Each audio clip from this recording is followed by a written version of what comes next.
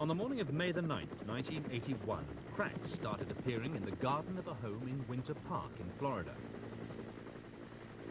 By 5:30 that afternoon, the house had disappeared. The massive sinkhole that had opened up to swallow it and a number of luxury cars from a nearby sales lot was now 2 city blocks wide and more than 50 meters deep.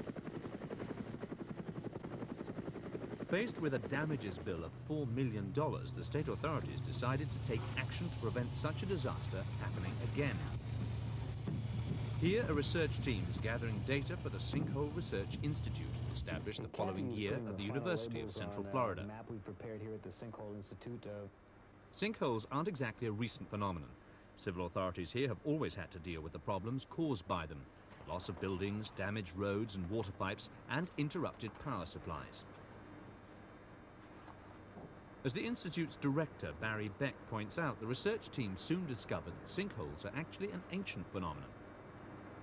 Although the erosion that causes a sinkhole to form may have taken millions of years to reach the surface, the final collapse at the surface takes only a matter of hours or even seconds in some cases.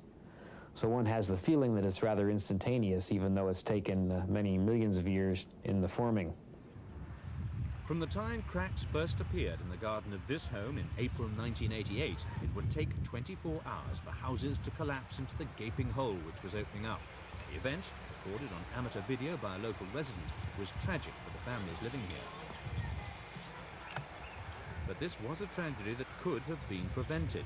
The home should never have been built here. Sinkholes are generally formed when limestone beneath the surface is dissolved by groundwater flowing through it.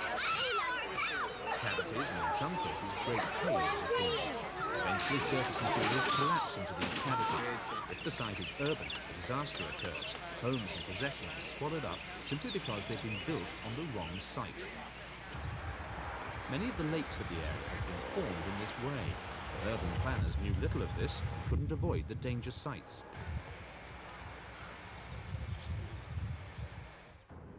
Five years after the Winter Park collapse, the site had stabilised as a small lake with fish and ducks. Then it collapsed again. Its banks eroded as the water level fell dramatically.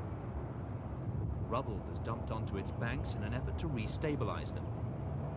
But the banks never remained stable for long. It's work that has to be done, but the area has been declared dangerous and closed to the public.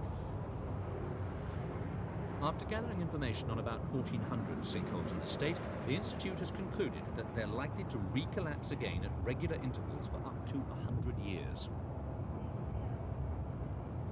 Using a large array of geophysical techniques in conjunction with core drilling analyses, the research team has built up an accurate map of the Central Florida region, pinpointing danger sites.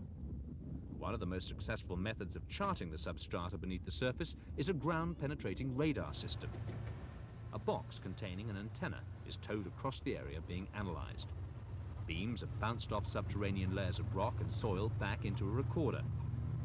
But the Institute isn't working simply for the benefit of local planners here in Florida.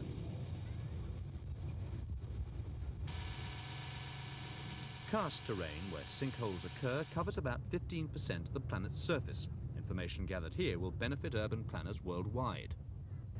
Sinkhole problems have arisen in Greece, Italy, Spain. South Africa has a major problem. Austria, Hungary, Canada, the U.S., the Caribbean islands, major problem in China. Within the United States, we have a serious problem not only in Florida, but also in Alabama and Pennsylvania. Lesser problems in Missouri, Tennessee, Virginia, Kentucky, West Virginia, and many other states may have occasional sinkholes. But it's here in Central Florida where the problem is most pressing. The real estate boom from 1978 to 1980 resulted in many residential developments. No one could have expected then to predict where and when this sort of thing would happen, and without the data supplied by the University Institute, other problems, such as the pollution of domestic water supplies by seepage from sinkhole lakes and ponds, couldn't be avoided. Now, as a result of the research work, it'll be possible to guard against disasters like this.